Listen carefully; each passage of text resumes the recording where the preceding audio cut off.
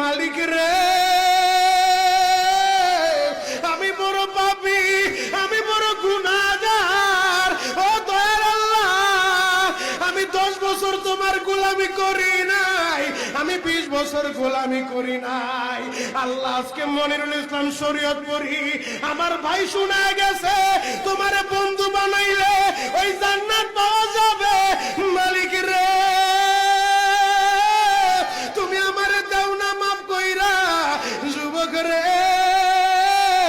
যদি কেউ আল্লাহরে বন্ধু বানাইতে পারে তার কোনো আর চিন্তা নাই, তার চিন্তার কারণ নাই গো বাবা।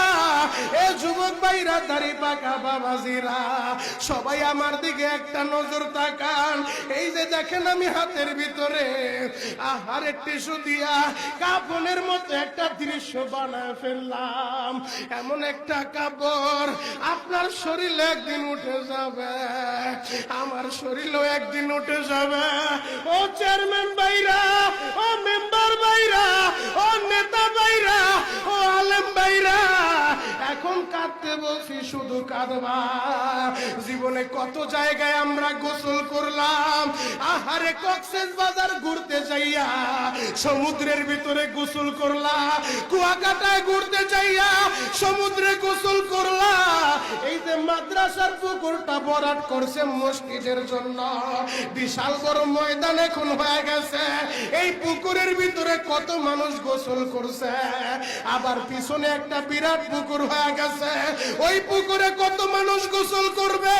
ও সোনামুখীর বাবা গো, তোমার বাড়িতে নিজের টিউবওয়েলে কতদিন তুমি গোসল করছো, তোমার বাড়িতে দামি একটা গোসলখানা বানাইছো, বিদেশি ঝর্ণা লাগাইছো, ওই ঝর্ণার পানি দিয়ে তুমি আর আমি গোসল করি।